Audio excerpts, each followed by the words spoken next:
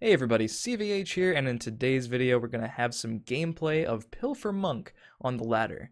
I don't know what it is about Pilfer Monk, but it's definitely a deck that a lot of new players to Elder Scrolls Legends seem to initially gravitate to when they're just starting out. It's one of the first decks a lot of new players build, and it's a deck that I don't really play a whole lot, period. Definitely not a whole lot of content for it on my stream or on this YouTube channel. Today we're going to be fixing that.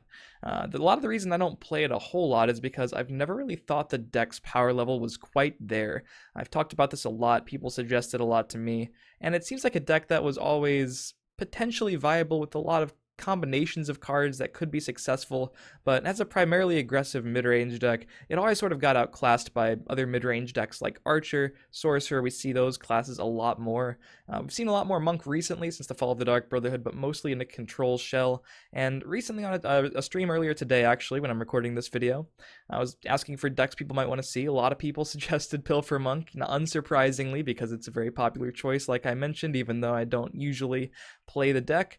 So I decided, why not try to build Pilfer Monk today, throw my own spin on it, see what could happen. I've gotten suggestions on this channel as well. People wanted to see it, so here is that video. Definitely one of the most powerful combinations of cards in Legends is right here. Thieves Den and Master of Thieves. So this is the two-card combo that really inspires you to play Pilfer Monk, I think. A lot of the rest of the cards are just kind of decent on curve, but this two-card combo can really pack a punch. Obviously, Master of Thieves is just good with all of your Pilfer creatures by itself, but in conjunction with Thieves Den, it can add a ton of damage to a relatively unthreatening board, and all of a sudden your opponent could just find themselves dead when you play these two cards. So that's one of the main things that I wanted to focus on in this deck, is just having a bunch of decent cards on curve, function as a normal mid-range deck, if not slightly weaker than mid-range Archer or mid-range Sorcerer, and definitely be playing 3 copies of each of these cards, because that's really the reason, and maybe the one pull, I think, to Pilfer Monk is this combination of these two cards.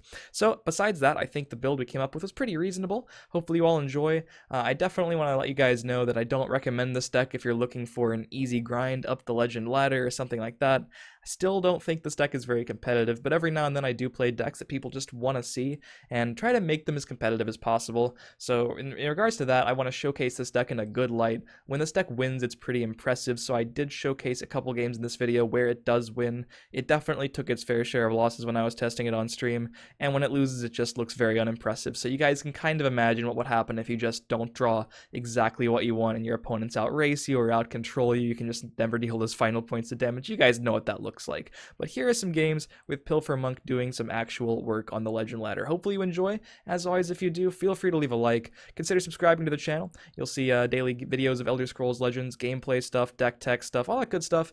Feel free to follow me on my stream in the description down below to maybe catch some of these games live, and I will see you guys next time. It does give red an answer to Atromancer, which is not an otherwise viable thing. Atromancer is just a good card, and it's good that red finally has an answer.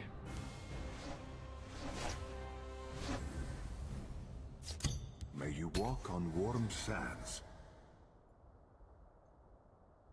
I have no fear of But like, I guess Rage punishes otherwise viable decks in the way that all good cards punish otherwise viable decks. Like, I could say Morthal Watchman would be good if Relentless Raider didn't exist and a bunch of other 1-drops didn't exist. Raiders punishing otherwise viable cards. Awaiting orders.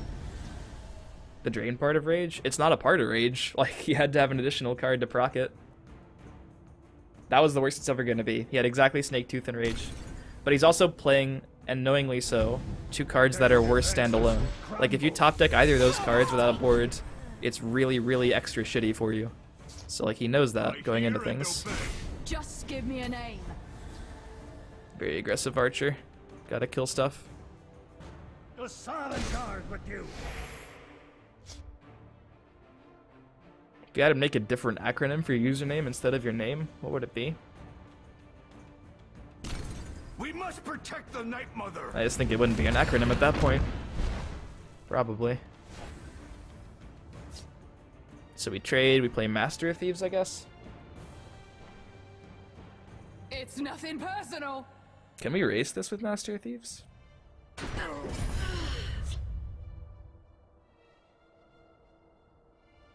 Khajiit needs time. I hear and obey. Have it. I don't know. No one gets through. We'll see. The forest will not suffer your presence.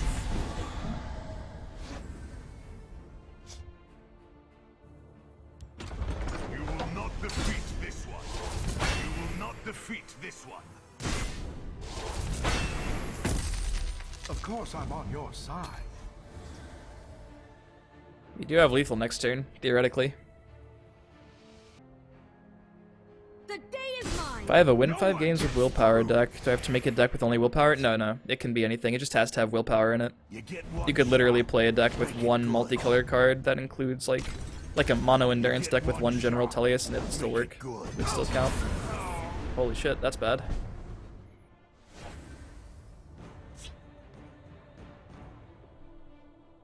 You still might have lethal. 5, 6, 7, 8, 10, 11, 15, 16, yeah, we could kill him.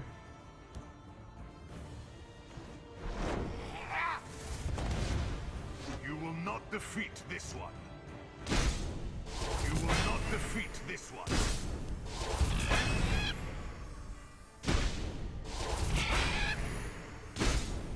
Thieves Den OP. Nerf Thieves Den. I mean, nerf Master Thieves.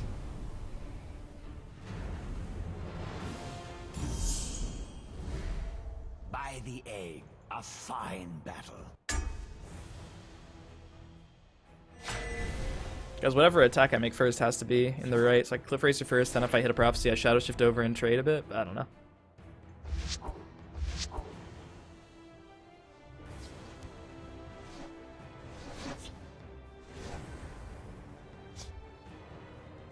Imagine a blue deck with Cunning Ally and spell damage. Well, it depends on the kind of card spell damage is on, if it would be OP.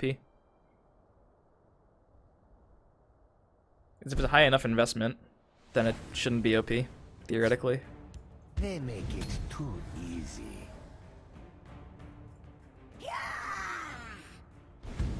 Batch is nice here.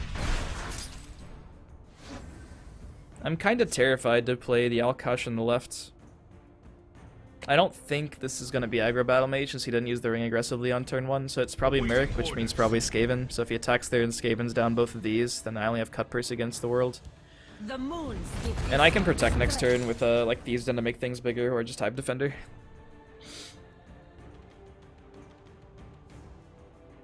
Probably Hive, honestly. Depending on how many attacks I actually get. Yeah, this is going to be a Hive turn.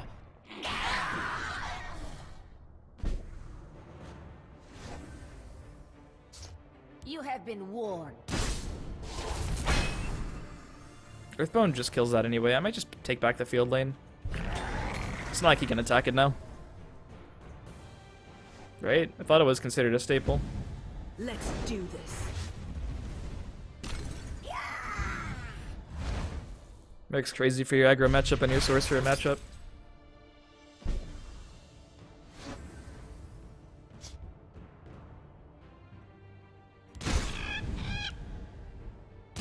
Kind of give up the right lane, but we're also playing around Ice Storm pretty well. The left lane is impossible to Ice Storm.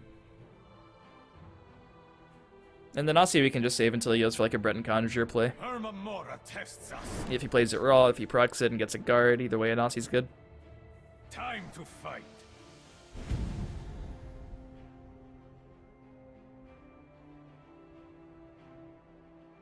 I mean, yeah, it's considered a flex spot. It's not as necessary as Supreme Atromancer, but I mean, it's just probably too good to not... Oh, that's not a card that you normally see. Skaven might be, definitely staple compared to Wisdom of Ancients. I have you now. Damn. No wards for me to steal with my Anasi. Nice get Drain and Breakthrough. It's not even that good. I want a 2-drop.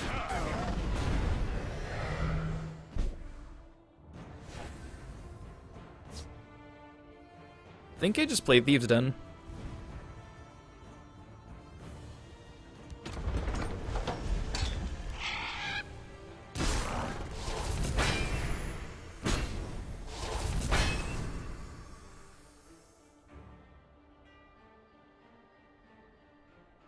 Sometimes you just gotta build your own nest of vipers.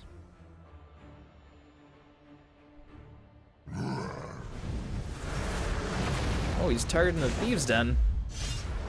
There's a lot of damage he's about to take.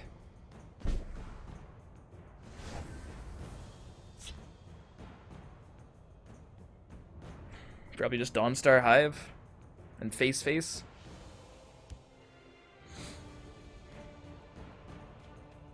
I've got you covered. Nah. Hit the good old prophecy.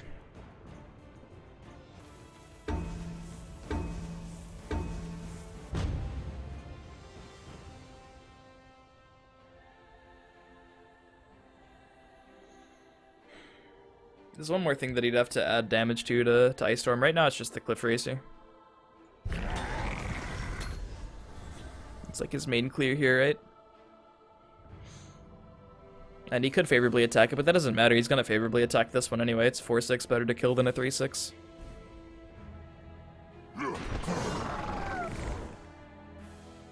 Oh, and Aussie only steals keywords from other creatures on your opponents. Does not steal your own. Not Penny to Saculatus Agent. If he rages, this isn't a rage deck. This is not a rage deck. God, poor lower ranked players seeing rage in every deck that's in strength. I do make the assumption, even if there are Wisdom of Ancients being played, that my opponent's like playing the optimal lists of things. Because there's literally one reasonable target for rage in this whole deck, and it's Belligerent Giant.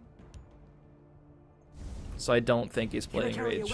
I think he would be straight up incorrect, but he's also an adoring fan, so who knows what to think anymore. Still an awful lethal.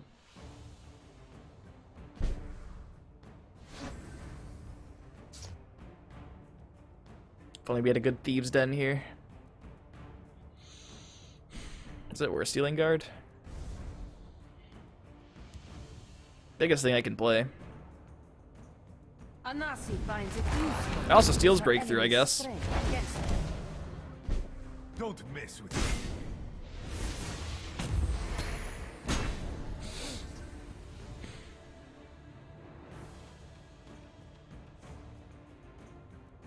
Yeah, realistically, at the moment in at the moment in Legends meta, you just can't predict what your opponent's playing card-wise. There's a lot of just suboptimal stuff being played for memes. I'm playing, you know, Pilfer Monk. I don't even know anymore. Might as well be Pilfer Scout.